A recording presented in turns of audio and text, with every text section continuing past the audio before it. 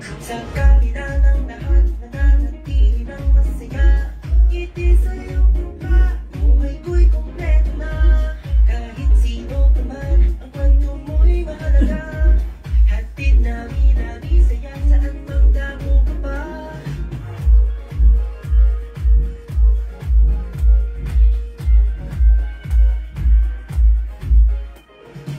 Magkasama sa isang pahina, libre lang ang aming pagsuligaw. Umiyak, tumawa, manampalataya, hanggang sa mapunta, tuloy-tuloy ang saya. Pare-pare, kuya't ate, ilabas ang gilas mo. Kwento mo at kwento ko, i-iiyan. Magbigay ng pag-asa sa lahat, tulad sa nisiya, dahil kaibigan na.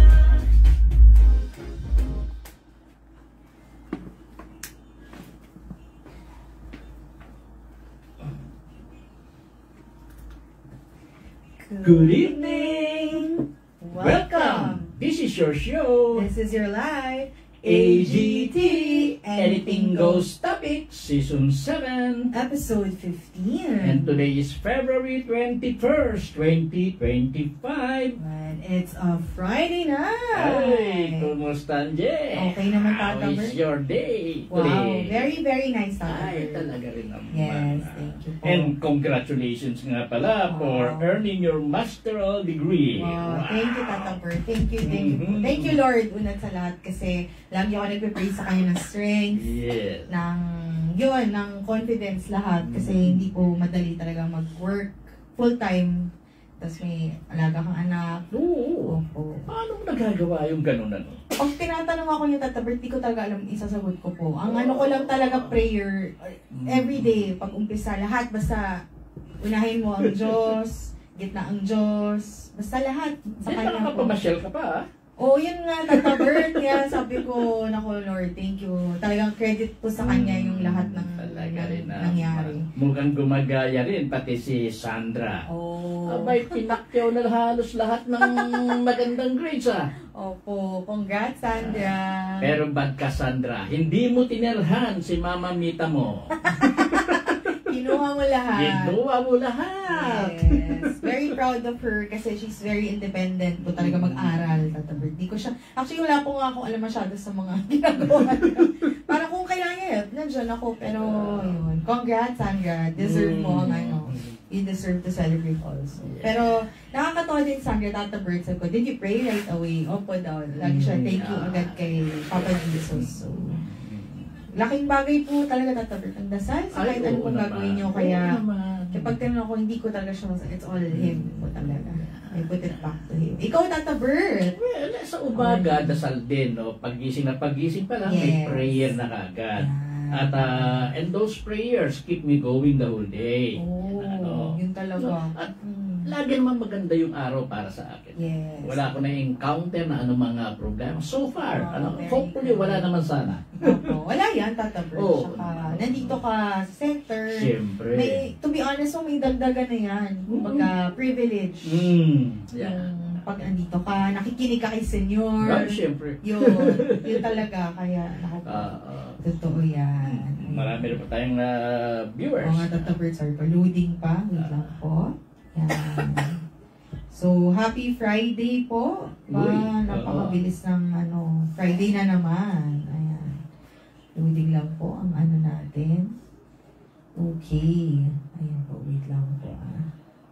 So, condolence nga po pala, Tata Bert. Ay, Yung message yes. mo po. Condolence nga pala. Opo. Rose, condolence Kay Rose. Miss Rose Llaneta. Rose Llaneta. Ayan. Sa iyong mother. Siya po ang may-ari ng GA.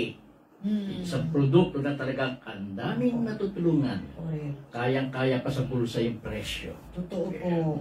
Opo. Grabe ang ano niyan. Madami po siyang benefits talaga sa Oo. totoo lang. So, ayun po. Condolence po sa inyo.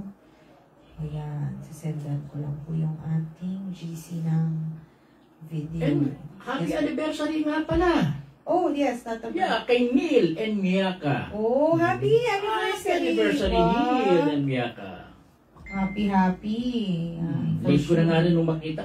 Anniversary pala na. Yan. Anniversary. Sa inyong dalawa. Ayan. Okay.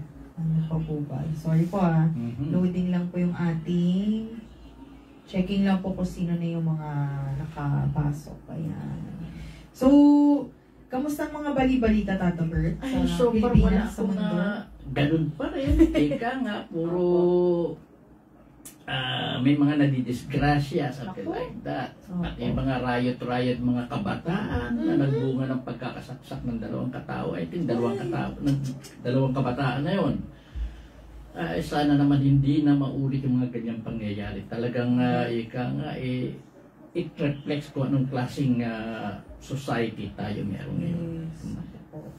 Hindi na nagkakaroon ng magandang guidance ang kabataan sa mga ganyang bagay. Mga ganyang nangyayari. Opo. Tsaka, kumbaga kulang po ba, Tata Bert, sa guidance ng magulang? Mga ganyan? Sa totoo lang, no, most probably baka hindi naman ang mga magulang. Kung mayroong mga pagkukulang, minsan nasa kabataan na rin, kung saan hihilig. Lalo na ngayon, masyadong mapupusok ang kabataan. Yan din ang napupuna ko doon sa lugar namin pag nakikita yung mga kabataan doon. Talagang kako, iba. Iba, unlike before. Yes. Unlike before. Correct. Sana naman magkaroon pa ng pagbabago, no? At makita ng mga kabataang ito na sa mga nangyayaring ganyan na yan, nasisira ang kanilang kinabukasan. Yes. So, pag-pray natin at sila ang future natin. Ayan. Ayun po, Tata Bert, meron na tayong 10,000 viewers. 10,000. At syempre, sino pa ba ang pangunguna? Kundi si Miss Erlinda Omania. Ay, medyo hindi nga raw maganda ang pakiramdam niya, sabi niya. Dahil ika nga, dinapuan ang karamdaman na usong-uso ngayon. Ewan ko kung bakit nakiusok pa siya sa ano na yan. Grabe nga po. So, yung flu-like virus na yan, masyadong matindi ang ika nga, ang pagkalat niya ngayon. At pati ang dengue. Pati ang dengue. Ako, nagsabay-sabay. May magandang ginawa sa Quezon City, no? Pinuntahan nila yung mga lugar na may mga tires o rubber tires na nakalagay. Pampabigat kasi sa bubungan nila yan Tinanggal yan ng mga barangay officials at pinalitan ng hollow block. Pampandagan kasi doon sa bubong nila. Kinuha nila yung mga rubber tires, then pinalitan ng hollow block. Para lang ika nga pandagan. Para hindi nadadala ng malakas-lakas na hangin, ng medyo malakas na hangin yung bubong nila. Kasi kumbaga kahit nakapatong yung rubber tire doon. Yung rubber tire kasi pinamumugaran nag-aano ng stagnant water yun, then pamumugaran ng damo. Yun ang ano. At sa ngayon, Quezon City, marami ang ano dyan, naapektuhan ng dengue. Grabe outbreak dyan. So, ako doble ingat po sa inyo. Ayan po. Hello po kay Tita Helen Tolentino. Hi, Helen. Kuya Joseph. Hi, Joseph. Kuya Arthur.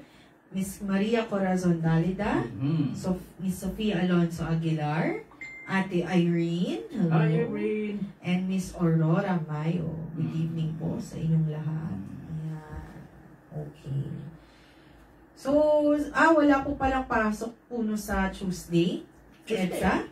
Wala po ba? Or suspension? Ay, hindi ko alam. Hindi ko na masyadong bantayan niya mga kung ano yung rest. Iba pa no? Oo, yung rest.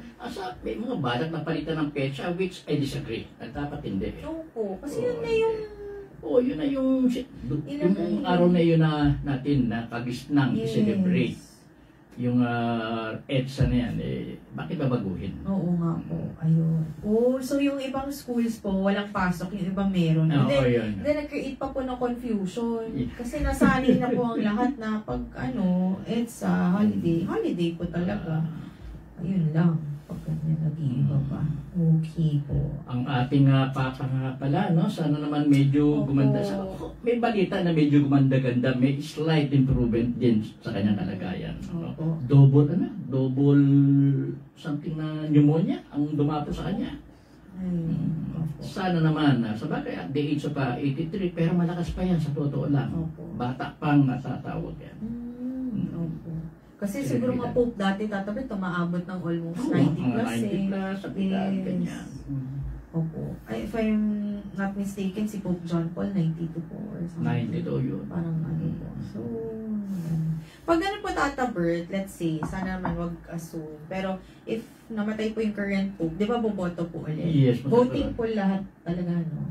Wala siyang next na ganyan. Hindi ko lang alam ang selection ng pagboboto na ginagawa nila. Pero ganun pa rin. boboto. Kumbaga walang vice, ganon. Wala. Wala. Yung kakalili. Wala. Talagang ano siya. Okay po. Ayan. Ano pa po ba? Bali-balita. Wala naman masyado. Sports din po, wala naman. Wala masyado nga. Ano ka, walang kabali-balita. May babalita. Opo. Ay, ako. Pero since yung EDSA holiday, Tata Bert, malapit na. Curious lang ako, Tata Bert, nasan ka nung panahon na yun? Doon kami nakatira noon sa Santa Mesa. Kami ng misis ko. At okay. pumunta ako ng EDSA, siguro twice. Talaga po. Pumunta ako noon, sama ako sa ano, no? Then balik uwi. Umuwi ako eh. Tapos, babalik na naman. Wala ka naman. Ganun ang nangyari. Ano yung feeling nun, Tata Bert? Kasi feel ko mas compared sa EDSA 2, mas, syempre yung unang EDSA, very, ano ba, mararamdaman yung pagiging nationalism talaga. Kasi mahilig din ako magsasalinyan ko sa kasi noong first year college ako, na-blacklist na ako sa UE. Hindi ako maka-enroll sa UE, tapos Trinity College, mga gusto kong paglipatan. Nag-first year kasi ako sa isang hindi masyadong kilalang school, dyan din sa May Quiapo, no? Then after that, nag-transfer ako. Pala ko doon sa UE, makita ko pangalan ko doon, blacklisted. Siguro, nakita noon, sumasama kasi ako sa rally-rally din na ano noon, dahil yung isang professor ko noon, talagang kasama. Doon kami na, nakita, ganyan. Kaya kasama ako doon sa na-blacklist sa UE, hindi ako napasok sa UE. Tindry ko ang Trinity College, wala rin. Doon ako dinampot, MLQU. Nakapasok ako doon.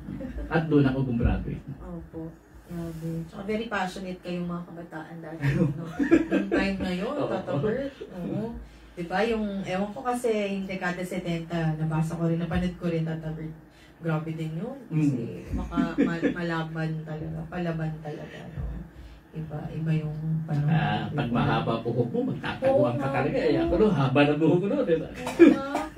Kada kanto sisilip ka muna kung merong Metrocom. Opo, kasi bawal. Kailangan may pag nakahuli ka, nakita ka, gugupitan ka lang naman. Yung talagang meron. Yeah. Anong paki mo? Ay, doon po ba nag-umpisa yun? Oh. Anong paki mo? Sa long hair ko. Ayan po. Hello, Ate Judy. Hi, Judy. Kamusta na po kayo nila, Pat? Nila Baby. Ayan.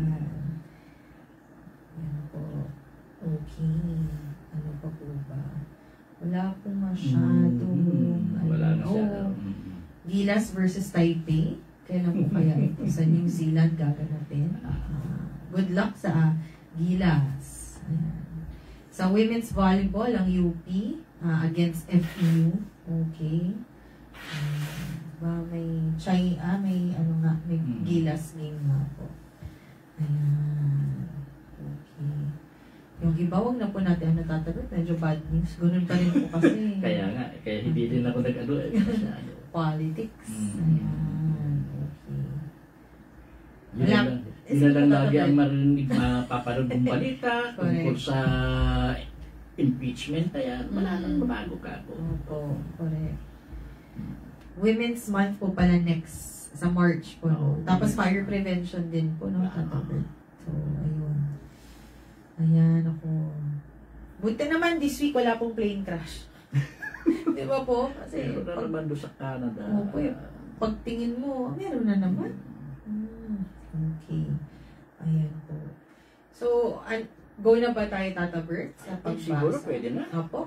Wala naman tayo masyado mapag-usapan ha. Yes. Okay po. Ayan.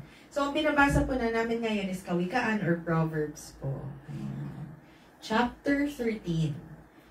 Ang anak na may unaway nakikinig sa kanyang ama. Ay, sorry po. Opo. Yeah. Yan, sorry po. Okay po. Ang anak na may unaway, nakikinig sa kanyang ama. Ngunit walang halaga sa palalo ang paalala sa kanya. Ang anak na may unaway nakikinig sa kanyang ama. Siyempre. Hello. Okay na. Siyempre naman, pag nakikinig ka sa iyong ama, mas maganda yon dahil ama yan, hindi ka naman tuturuan ng hindi maganda. Remember, ang anak na may unawa, pag sinabing may unawa, alam niya ang tama at mali. At alam rin niya ang ina-advise ng kanyang ama, kung mabuti o hindi. Ngunit walang halaga sa palalo ang paalala sa kanya. Well, ang palalo po naman kasi, hindi na halos nakikinig yan. Basta ang gusto niya, yung gusto niya. Kasi hoda nga mabuti yun o hindi maganda. At kadalasan nauuwi yan sa hindi maganda. Ganun talaga yan. Natatamo ng mabuti ang bunga ng kanyang kabaitan. Ngunit ang ninanasa ng masama ay puro karahasan. Natatamo ng mabuti ang bunga ng kanyang kabaitan. Totoo naman, pag mabuti ka kasi, marami ang ika nga tutulong sa iyo. Malapit sa iyo ang kasaganahan. Ngunit ang ninanasa ng masama ay puro karahasan. Totoo naman. Totoo naman. Pagkasabaan ng alam mo, ika nga,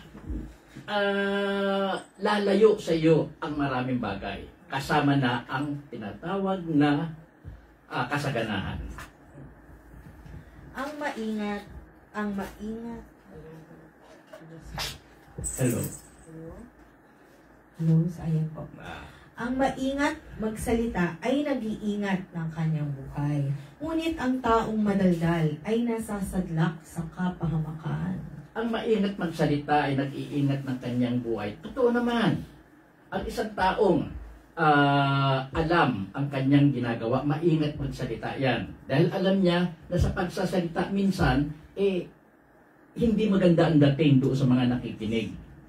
Kaya alam niya kung paano iiwas sa hindi magandang pangyayari. Ngunit ang taong madaldal ay nasasadla sa kapahamakan. Ang taong madaldal kasi wala ng preno ang bunganga niyan Hindi na niya alam kung nakakasakit siya o hindi. Nauuwi tuloy yung mga sinasabi niya. Minsan na nagagalit ang tao sa kanya at nagbubunga ito ng away.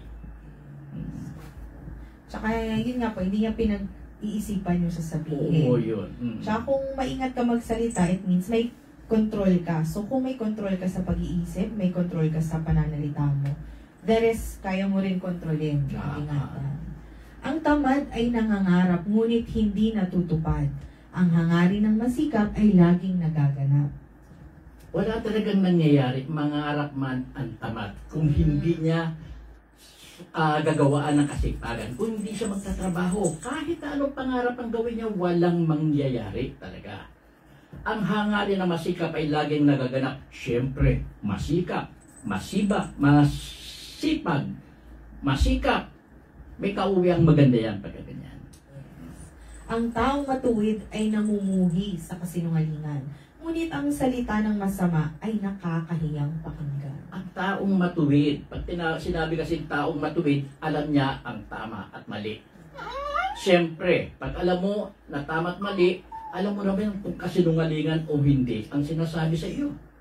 Ngunit ang salita ng masama ay nakakahiyang pakinggan. Totoo naman. Masama na nga Talagang nakakainis pakinggan yan. So kung ikaw alam mo ng masama, wag mo nang pakinggan. Oo. Ang mabuti, iniingatan ng kanyang katwiran. Ngunit ang masamay, ipinapahamak ng likong pamumuhay. Ang mabuti, iniingatan ng kanyang katwiran. Siyempre, yung katwiran. Pag sinabi kasing katwiran, alam mo ang tama at mali. At dyan, pag alam mo yan, matututo kang mag-ingat. Ngunit ang masamay, ipinapahamak ng likong pamumuhay. Siyempre, masama nga. Walang gawaing mabuti. Ipapahamak ka talaga niyan sa isang ipapahamak ka talaga niyan at ilalagay ka sa hindi magandang kalagayan. May taong nagkukunwang mayaman, subalit wala naman. Ngunit ang iba'y nag-aayos, mahirap, bagaman sila ay mayaman. Yan, ika nga. Yes.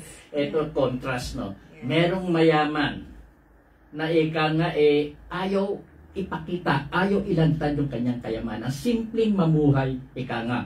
Pero meron naman na wala namang may pagmamalaki na matatapag o wala namang kayamanan. Pero kung ipakilala ang sarili, akala mo talaga maraming pera, maraming kayamanan. Ang yaman ng isang tao ay pantubos sa kanyang buhay. Ngunit sa isang mahirap, ito ay hindi nakababahala. Ang yaman ng isang tao ay pantubos sa kanyang buhay. Pag mayaman ka kasi, malakas ang loob mo. Parang gusto mong gawain lahat ng bagay kahit makadisgrasya ka ng iba. Dahil ang alam mo lang, pag nakadisgrasya ka ng iba, kaya mong bayaran. Ay, tama. Yun ang nangyayari yan. Ngunit sa isang mahirap, ito ay hindi nakababahala. Siyempre naman, mahirap siya, alam niya kung hanggang saan lang ang kaya niya. At hindi siya lalampas doon. Tsaka kumbaga, Tata Bert, yung mahirap ka na, hindi mo rin mararamdaman yung pagka mahirap mo. Oo, Kasi parang mahirap ka talaga. Mm-hmm. Kumbaga, kahit mabawasan ka pa ng pera, parang normal na po sa'yo yun. Ang matuwid ay tulad ng maningning na ilaw, ngunit ang masama ay lamparang namamatay. Ang matuwid ay tulad ng maningning na ilaw, siyempre. Pag matuwid ka, alam mo ang tama at mali. Hahangaan ka kasi, para kang ilaw. Lapitin ka ng magandang tao, ng mabubuting tao. Ngunit ang masama ay lamparang namamatay. Pag masama ka, parang ang buhay mo, kukuti-kutitap, hindi malaman kung tatagal o hindi. Pero most probably, sandali lang ang magiging buhay mo niyan dahil sa uri ng pamumuhay na gusto mo kasamaan. Or Tata Bert, pwede rin guide yun. Pag patay sindi ka, hindi mo malilid yung mga tao sa tamang direksyon. Pwede, pwede. Ang kapalaluan ay nagbubunga ng kaguluhan, ngunit ang pakikinig sa payo'y nagbabadya ng karunungan. Pag pinapayuhan ka ng isang tao na alam mo namang mabuting tao, sundin mo. Dahil hindi ka naman papayuhan ng hindi maganda noon kung hindi para sa ikabubuti mo. Pero ang isang tao na ika nga palalo, hindi nakikinig ng payo yan. Nauuwi tuloy sa magulong pamumuhay. Ang kayamanang tinamo sa daya ay madaling nawawala, ngunit ang kayamanang pinaghirapan ay pinagpapala. Alam ito ng mga sugarol. Ang pera nila nakuha sa pandaraya. Ika nga, no? Alam nila yan. Sana naman pumareha sila. Para ika nga ay maging maganda naman ang labanan. Ika nga. Tsaka ang buhay, kahit yung sa sugal, kaya nila dayain, pero yung buhay hindi nila kaya dayain. Ako. Ang matagal na paghihintay ay nagpapahina ng kalooban. Ngunit ang pangarap na natupad ay may dulot ng kasiyahan. Pag matagal kang naghihintay, para bang hindi ka mapakali. Hindi ka alala ka. Pero once na dumating na ang hinihintay mo yan, kasiyahan yan, tataba na ang puso mo niyan, lagi nang nakangiti ang iyong muka. Ang iyong labi, sabi nga. Correct. Naipasok. Rock Tata Bert. Ayan po. Ang nagwawalang bahala sa payo ay hahantong sa sariling kapahamakan. Ngunit ang nagpapahalaga sa utos ay gagantimpalaan. Siyempre, ang nagpapahalaga sa utos, ibig sabihin sa utos ng Diyos. Ang nagpapahalaga niyan, magiging masagana ang buhay, gagantimpalaan ng Diyos. Pero ang nagwawalang bahala sa utos ng Diyos, sa payo, ika nga, kapahamakan ng kauuwian mo. Yes. Ang mga turo ng matalino ay bukal ng buhay. Ito ay maglalayo sa bitag ng kamatayan. Ang turo ng matalino ay bukal sa buhay. Oo naman. Pag ang isang tao ay may talino, alam niya ang tama at mali. At ang turo niyan, magbibigay sa iyo ng magandang buhay. At ang ito ay maglalayo sa bitag, oo, malalayo ka sa bitag ng kamatayan. Ang katalinuhan ay umaani ng paggalang, ngunit ang kataksilan ay naghahatid sa kapahamakan. Yes. Parang ika nga madali na maintindihin na. Parang ganun din sa binanggit ko kanina. Ang katalinuhan ng isang tao ay nakikita sa kanyang gawa. Sa kilos ay nakikilala ang taong walang unawa. Ang isang taong walang unawa, ibig sabihin hindi niya alam ang tama at mali. Parang ang magiging pagkilos niya, basta na lang. Napakahirap ika nga sundan ang ganung uri ng tao. Ang katalinuhan ng isang tao ay nakikita sa kanyang gawa. Oo naman. Pag ang isang tao ay matalino, alam niya ang tama at mali, pati yung gawa niya, tama yan malamang. Para mahahawat sa ginagawa mo. Ang masamang tagapagbalita ay lumilikha ng kaguluhan, ngunit ang mabuting tagapamagitan ay lumulutas ng alitan. Ang masamang tagapagbalita ay lumilikha ng kaguluhan. Well, dapat nga kayo, masama ng balita. Ibabalita, ibabandong pa ng gusto hanggat maaari pusa, hanggat maaari. Sana maging malumanay ka sa pagbabalita para naman hindi nakikreate ng gulo. Ngunit ang mabuting tagapamagitan ay lumulutas ng alitan. Siyempre naman, pag ang isang tagapamagitan ay alam ang kanyang gagawain, alam niya ang tama at mali, makalulutas siya ng problema ng alitan. In modern times po, masamang tagapagbalita ay chismosa. Yung may nagdagbawas. Yung kwento, in the first place, hindi nila alam tunay nangyari. Diba? So, kung pwede nga, sa inyo na lang po, huwag nyo na pong ikala. Pero kung yan po ang gusto nyo gawin, lahat naman po ay may consequences. Ayan. Kahihiyan ang kasasadlakan ng hindi nakikinig sa saway. Ngunit ang tumatanggap ng payo ay mag-aani ng karangalan. Katulad din halos kanina yan. Ang tumatanggap ng payo sa isang tao na ang kaisipan ay mabuti, maganda yan, maghahatid sa iyo sa isang magandang lugar din yan. Pero kahihiyan ang kasasadlakan ng hindi nakikinig sa saway. Sinasaway ka na, huwag gumawa ng ganun. Pilit ka pa rin. Talagang hindi maganda ang kasasadlakan mo niya. Yes. Ang pangarap na natupad ay may dulot na ligaya. Ngunit ayaw iwan ng masama ang kasamaan niya. Ewan natin kung bakit ang nainganyo kasi yung masasama kasi merong nakukuha rin dahil sa paggawa niya ng kasamaan. Naiinganyo sila doon dahil madali nilang nakukuha. Hindi sila halos nagpapakahirap. Yes. Pero yung pangarap na natupad, pag nangarap ka kasi parang nagawaan mo ng paraan yan magsusumikap ka. At sa pagsusumikap niyan, pag natupad mo yung pangarap mo, may ligayang hatid dyan para sa iyo. Or tatapos pag gumawa ka ng kasamaan, tapos let's say, may ikaka-celebrate ka pa rin. Kunwari, nagnakaw ka. Tapos, uy, dami mo na ko ng pera. Kahit mag-celebrate ka, hindi mo mararamdaman yung pagiging genuine, yung fulfilling na ano.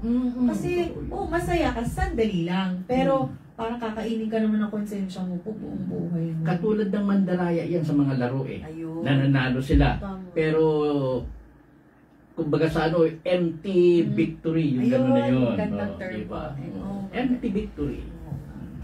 Lungkot yun. Ang nakikisama sa may unawa ay magiging matalino. Ngunit ang kasama ng mangmang ay masusuong sa gulo. Pag mahilig kang sumama sa isang tao na matalino, pag sinabi kasing matalino, alam niya ang tama at mali. Mapapanuto ka rin. At ika nga, uunlad ka sa kanya. Dahil tuturuan ka lang niya ng tama. Ngunit, pag ang kasama mo ay mangmang, ibig sabihin ng mangmang, kulang sa talino, hindi alam ang tama o mali, maliligaw ka.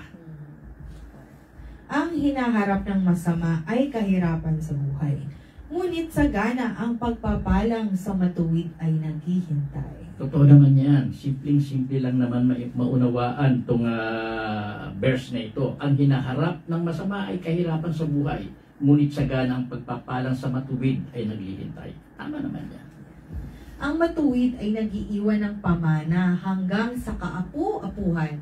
At sa matuwid na uuwi ang naipon ng isang makasalanan. Pag sinabi pong matuwid, righteous na tao yan.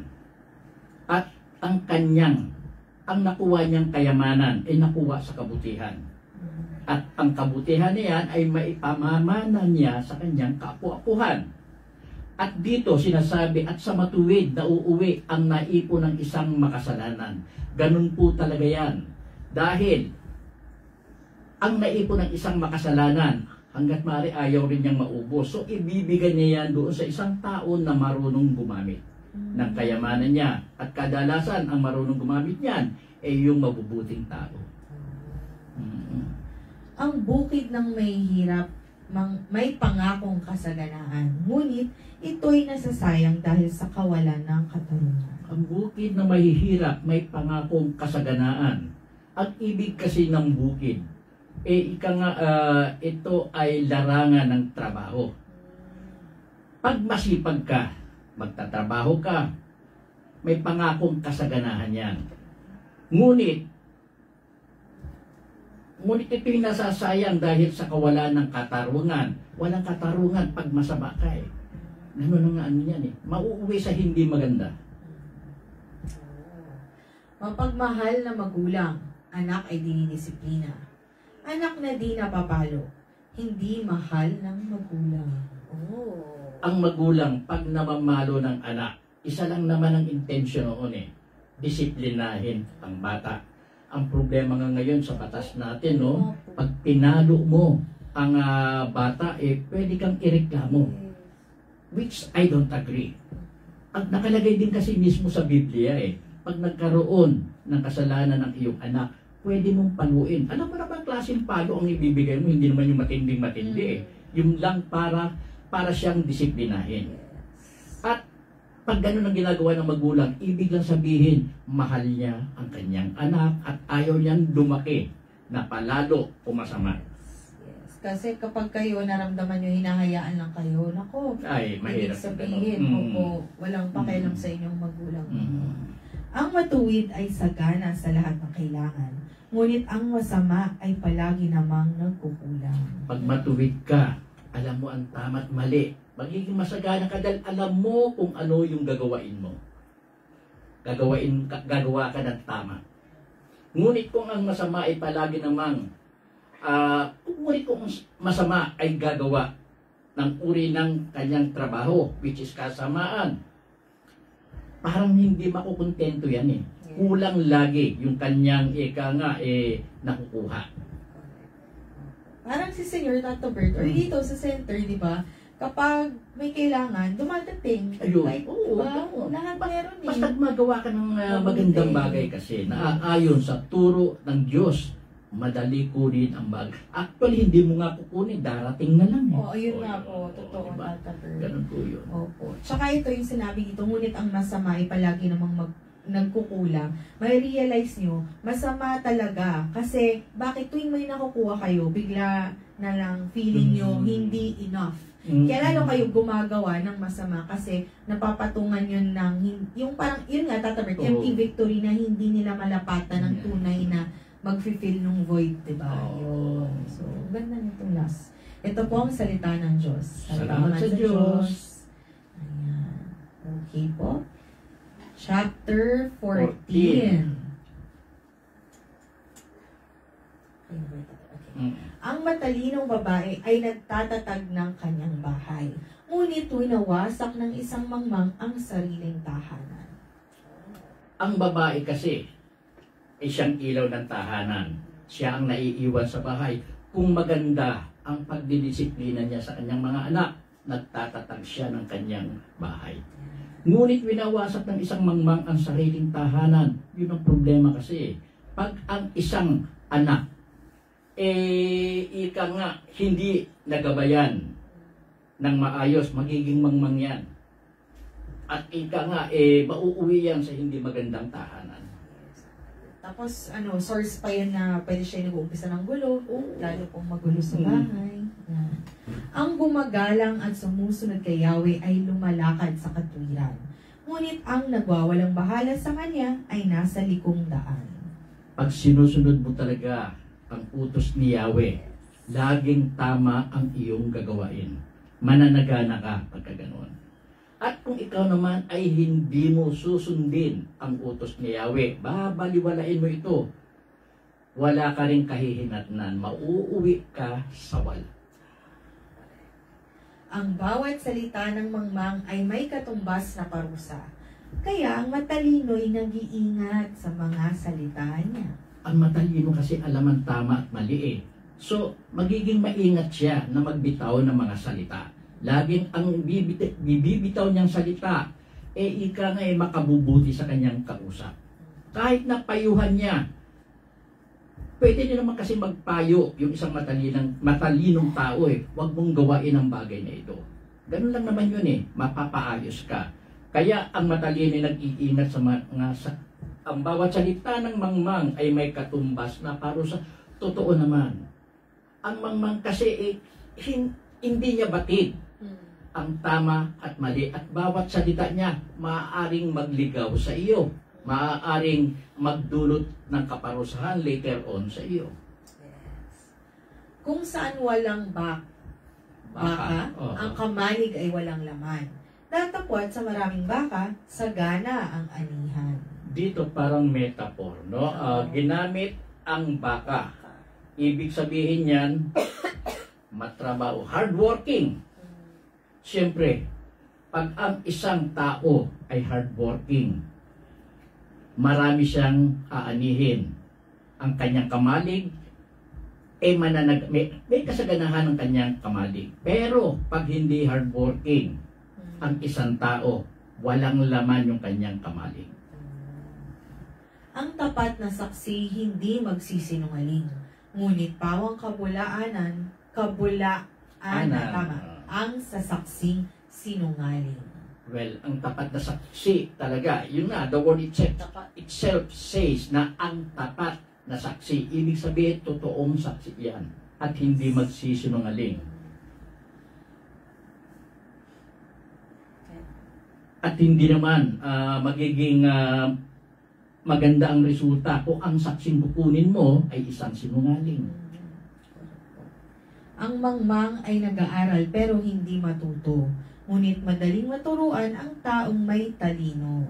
Pag ang tao ay may talino, napakadali niyang pumik-up ng mga bagay-bagay. Madali niyang malaman ang mga bagay-bagay dahil ika nga, alam niya ang tama at mali. Hindi siya maliligaw. Pero ang mangmang, mag-aral man, hindi matuto. Tsaka tatabert, pag matalino ka, hindi po sarado utak mo. Nga, Kaya, di ba? Kaya tama, madali tama, kang tama. turuan. Kasi lahat, kinukuha mo lang siya, tapos tsaka mo siya aaralin kung ano yung susundin mo at hindi. Iwasan mong makisama sa mga taong mangmang, pagkat sa kanila ay wala kang mapupulot na kaalaman. Yan. Simple ang salita, tama po yan. Huwag kang sumama sa mga taong walang alam. Mauuwi ka lang sa kawalan. Pwede rin yung tatabert tayo rito. Nalalaman ng matalino ang kanyang ginagawa. Ngunit ang mangmang ay inaakay ng mali niyang unawa. Pag matalino ka, alam mo ang tama at mali. So alam mo kung ano ang ginagawa mo. Ngunit ang mangmang, hindi alam halos ang ginagawa niya, gawa lang siya ng gawa. Masama nang ginagawa, hindi pa nga niya minsan alam na masama na yun eh. Ganun nangyari talaga. Paano tatabert yung nagmamaang-maangan? Meron pang mga ganun, di ba? So, Meron nagmamaang-maangan, pero parang nagsisinungaling lang din yun eh. Ganun din. Oo, parang nagmamaang-maangan, pero actually, masama rin yung ginawa. Oo nga po. Ganun pa rin yun. Kinukot yan ng mga hangal ang handog na pambayad sa kasalanan. Ngunit nalalasap ng matuwid ang mabuting kalooban. Kinukot siya ng hangal ang handog na pambayad sa kasalanan. Uy, malalim. Kinukot siya ng hangal ang handog na pambayad sa kasalanan. Paano Di yan? ba parang tatabert si Jesus yung nagbayad sa ating kasalanan? Ano ba yun? Kinukot siya ng hangal. Diba kinukot Pwede. niya siya? Pwede. Ngunit nalalasap ng matuwid ang mabuting kalooban. Siguro ngayon na alam natin yung bakit, yung mga nakakaintindi kung bakit nagsakripisyo yung Diyos sa atin, yung mga mas nakakaintindi, baka yun yung ngayon mga taong mabubuting kalooban kasi alam nila kung ano yung gusto ng Diyos nating gawin para sa ibang tao ngayon. Ano? Pwede. Inukot siya ng mga hangal ang handog na pambayad sa kasalanan.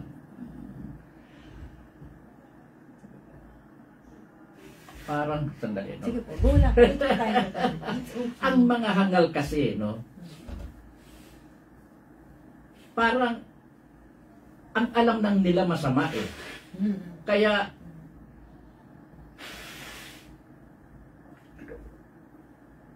parang nahirapan na sila na gumawa ng kasalanan.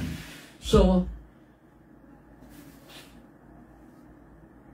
wala, hindi ko hindi ko mapagdugtong. Pero feeling ko nandun, Tata Bert, hindi mo lang siya maano. Sige po. Something like that. Inukot yan ng mga hangal ang handog na pambayad sa kasalanan.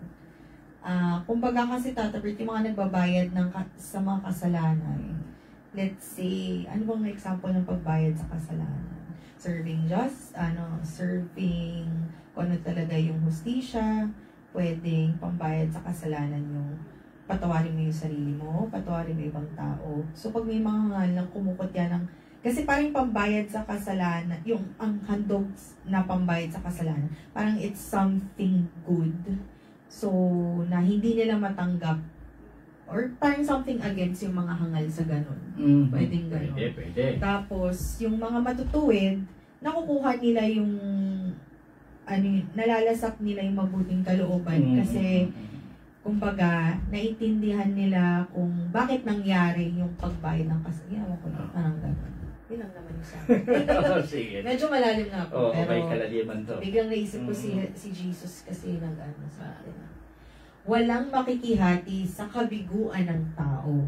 Ngayon din naman sa ligayang nadarama nito. Oh, makikihati. Pag ang isang tao ay malungkot, yung lungkot nararamdaman niya, siya lang ang nakakaramdam noon eh. Yung lalim ng lungkot, nararamdaman niya, siya lang ang nakakaramdam noon. Ganon din kung siya ay masaya. Siya lang din ang nakakaalam kung gaano siya kasaya. Parang something like that eh, ang pagkakaintindi ko dyan. Opo. Kasi kahit sabihin natin, kunwari malungkot ka, tatabit, sabihin ko, naintindihan ko yung kung ano nararamdaman. Naintindihan mo, pero hindi mo talaga nararamdaman yung nararamdaman Yung niya. tunay na nararamdaman Diba? niya. Same time, kunwari, yan, may celebration, birthday, masaya ka, binati mo, happy birthday, nakikisaya ka lang, pero hindi mo alam yung talagang yung tunay na ligaya na pag-celebrate niya. Mga ganon. Yung mismong tao ang nakakaramdam Oo eh. nga, no?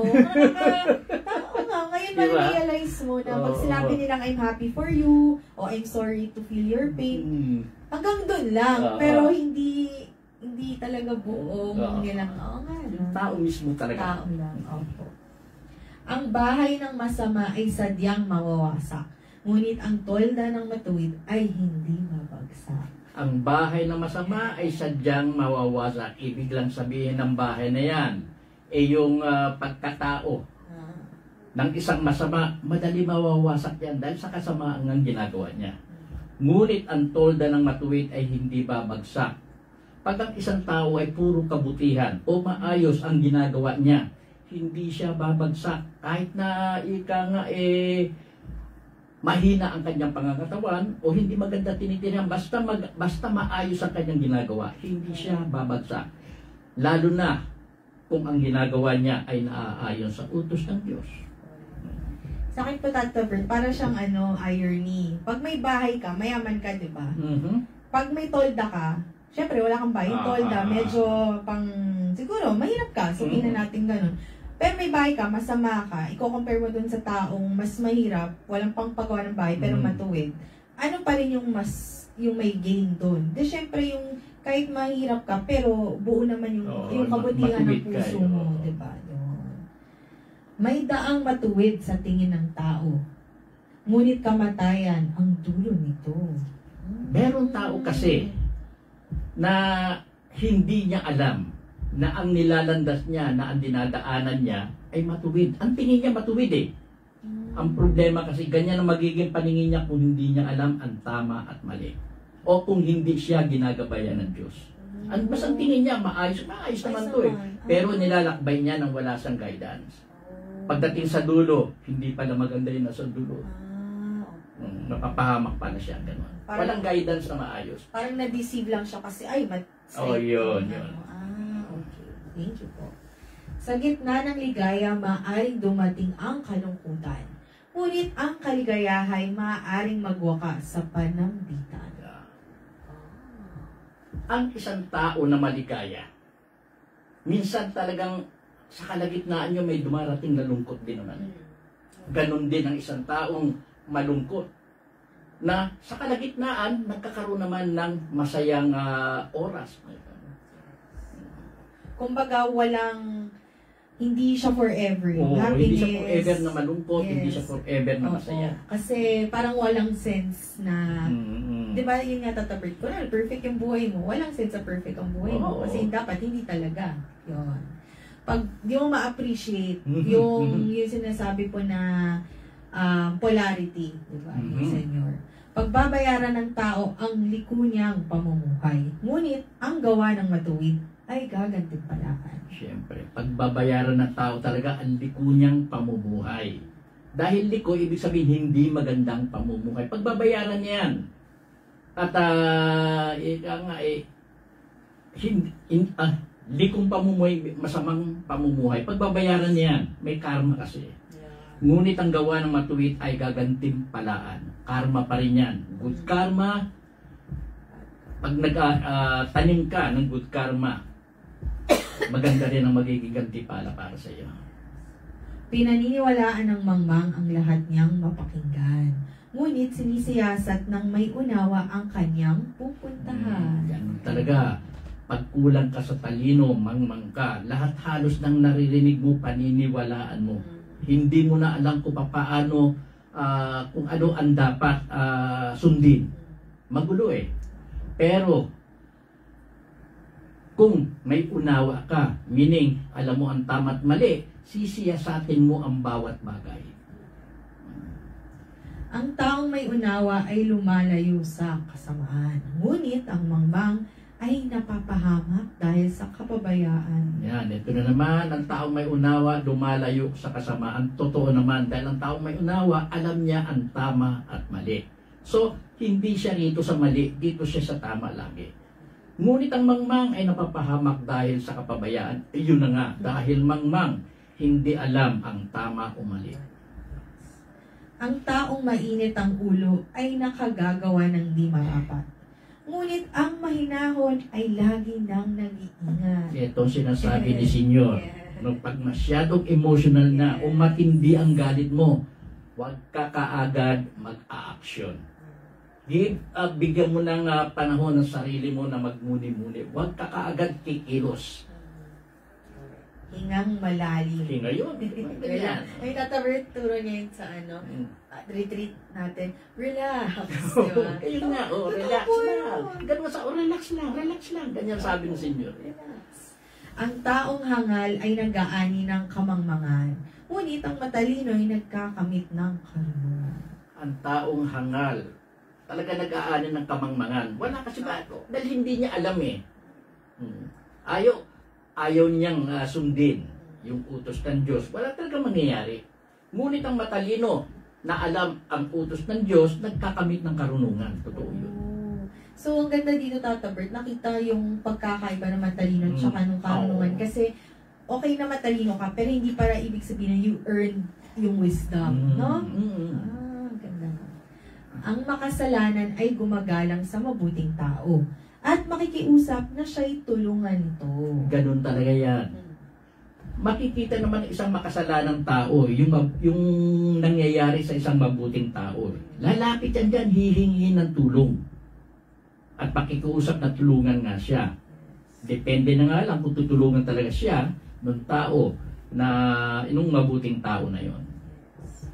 Ang taong mahirap kadalas ay tinatalikuran. Ngunit ang mayaman ay maraming kaibigan. Ganyan ang nangyayari sa sosyedad ngayon. Pag mahirap ka, kukonti kaibigan mo. Talikuran ka. Pero kung marami kang pera, mayaman ka, ay, ang dami mong kaibigan. Ganyan yan. Ganyan yan. Pero pag naghirap ka ulit, wala. Lalayo na naman yung mga kaibigan. Wala na naman sila. Ayan. Ika nga, pag marami kang pera, umasenso ka, dami mong kamag-anak. Opo, tama yun. Ako yung pinsan ni ano, ni ganun-ganun. Biglang ano ka, proud eh. Yun. Ang humahamak sa kapwa ay gumagawa ng masama. Ngunit ang matulungin, ligaya ang tinatamasa. Huwag hamak ng iyong kapwa, no?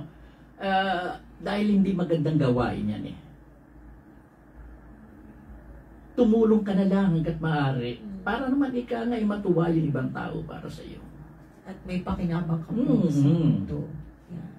Ang gumagawa ng masama ay mapapahamak. Ngunit ang nag-iisip ng mabuti, pagkakatiwalaan at ikagala. Yan, eto nga yung hindi kaagad bigla-biglang umaksyon. Nag-iisip muna ng mabuti. Pagka gano'n ng isang tao, mapagkakatiwalaan yon. Ngunit ang gumagawa ng masama, ito yung hindi halos iniisip ang ginagawa. Napapahamak po yan.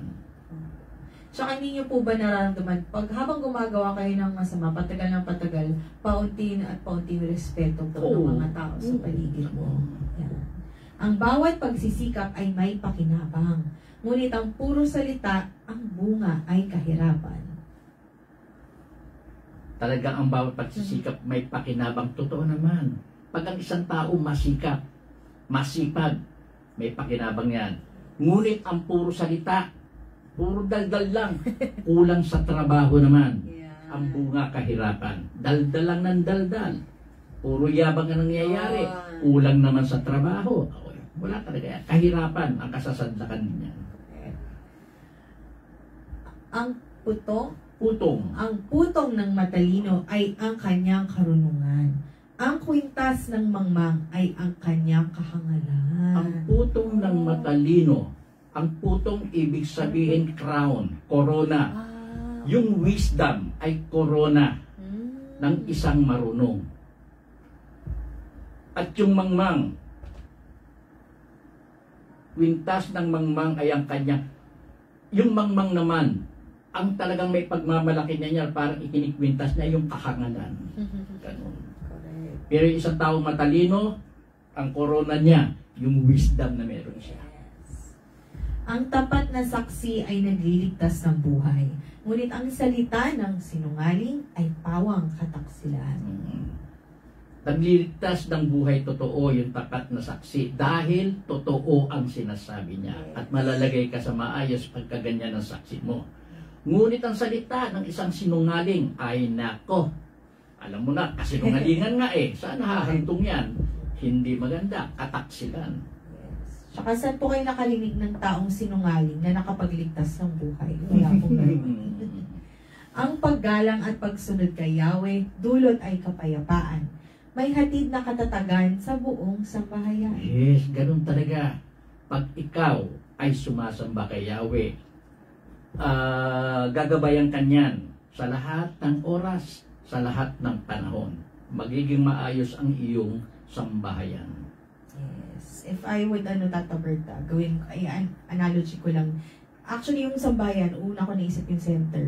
Tapos ngayon, habang wala si Senyor, habang inaantay natin siyang makabalik, yung mga turo niya, itinutuloy pa rin po ng mga volunteers. Oo naman. Kung sino ang pwedeng mag-fill in nung hindi magawa ni Senyor, ginagawa ng mga volunteers. Yes. At ako po, witness ako, kasi bata pa lang ako, nakikita ko na po sila. Hindi ko naman sinasabi matanda na po sila. Pero nung bata ko, nakikita ko na talaga yung mga totoong volunteer po talaga na yung committed po talaga sa mission dito. Kasi ang mission naman dito is tumulong sa kapwa at sa pasyente. Yun po yun eh.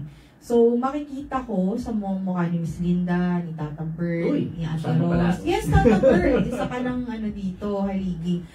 Makikita mo, di ba lagi ko po sasabi sa inyo, Tata Bird, hindi po nagbabago yung itsura nila. Siyempre, tumatanda because of age, physical, that's a fact. Pero, yung happiness nyo, yung peace, meron sila, ramdam mo eh. Pero yung mga pupunta lang dito, just because hindi ko alam iba yung intensyon, makikita mo na hindi sila dagdag nagpapatatag, kundi yung buhay nila lalong nasasadlak. Parang gano'n. Sa totoo lang, natutuwa rin ako sa mga volunteers na tunay na naglilingkod dito sa center.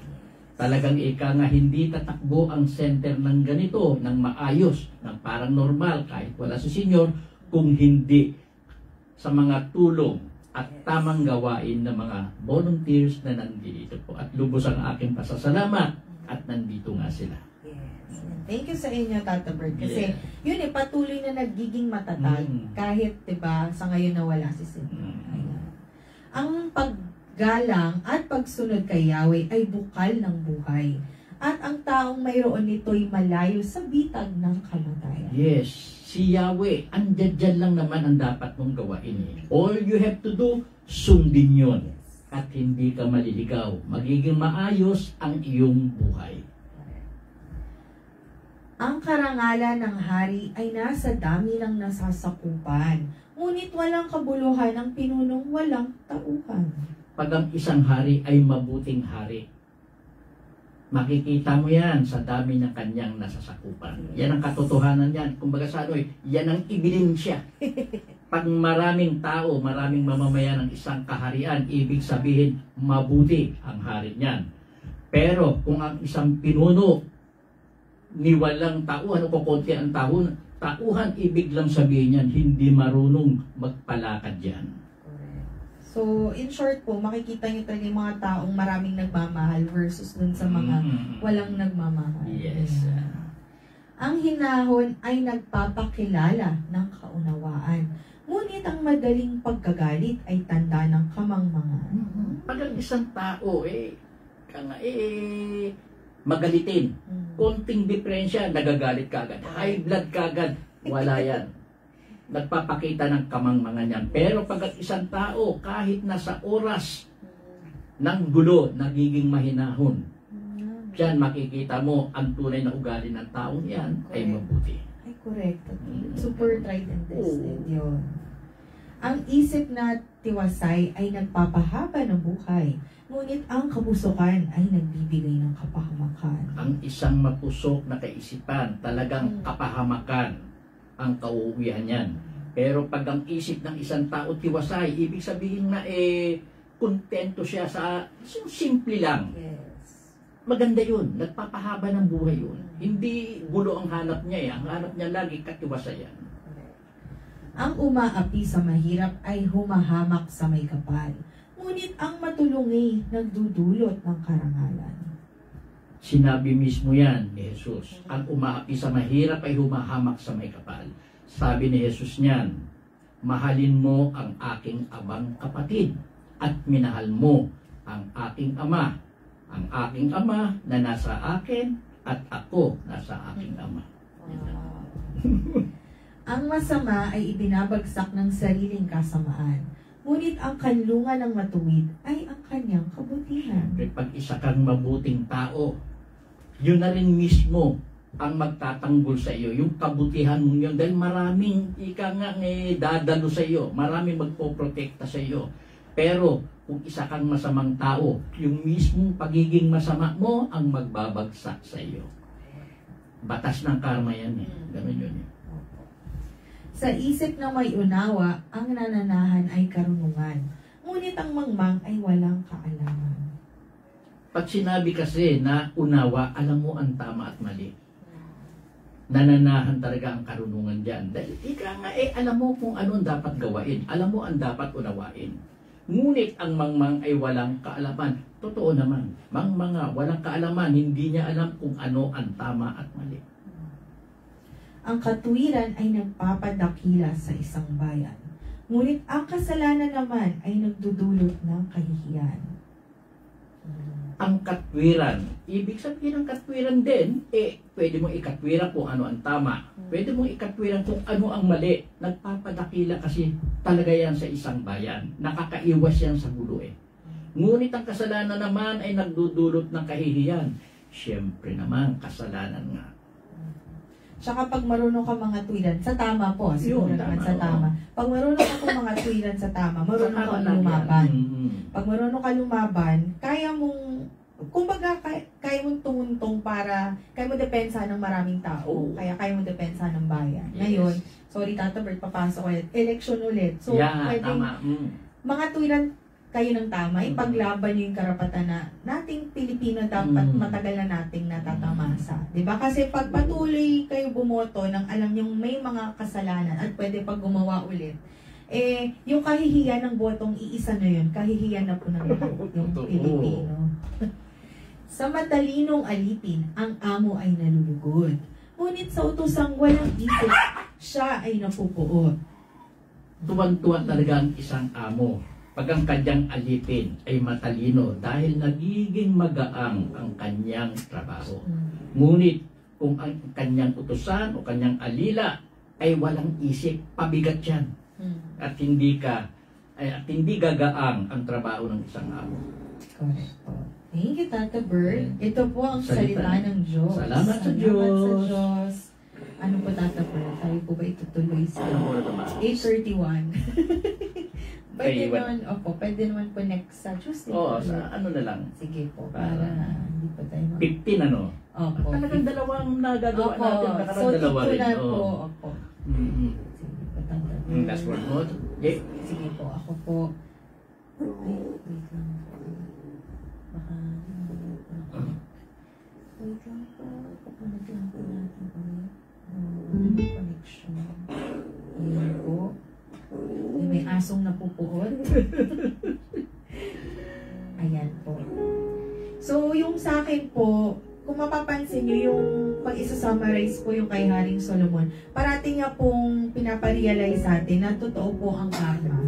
Kasi ang karma is very, hindi naman siya very religious, hindi, kung ano't ano man, yun na yung takbo ng buhay. Pag gumawa ka ng mabuti, may makukuha kang mabuti. Pag gumawa ka ng masama, may makukuha ka talagang masama. So yun lang actually ang summary po lahat ng sinasabi niyang tuntunin. Naging specific lang po siya sa mga hangal, mangmang, matuwid.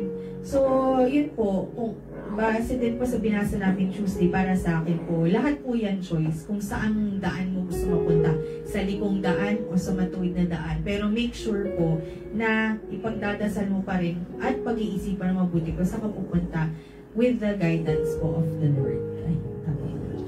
Ang tinatalakay po natin ngayon ay Proverbs o Kawikaan at ang author po niya si Solomon. Si Solomon mas pinili ang wisdom over sa kayamanan. Pero sa pagpili niya ng wisdom later on, pati yung kayamanan nakuha na rin niya dahil tama ang gamit niya. Maganda kasi yung may wisdom ka talaga. Alam mo ang tama at mali. So lahat ng gagawin mo ay puro tama. Guided talaga si Solomon ng Panginoon. Sana gayahin po natin siya. Gawain din nating magabayan ng aral na ibinigay po sa atin ng Diyos. Sundin lang po natin yon at hindi tayo maliligaw. Yun lang po masasabi ko. Tata Bird. So, mamaya po meron tayong online prayer vigil po ulit dito po sa Senior Anthony Vivero book page. Facebook page po. Yeah, bagong lecture nga po pala bukas, 125th na lecture. Abangan po natin. Ang sabi nila, maganda raw ang lecture. Sana nga po, no? Thank you, Tata. Napakaganda po. Ganun po yung Tata Bird. Thank you po. God bless.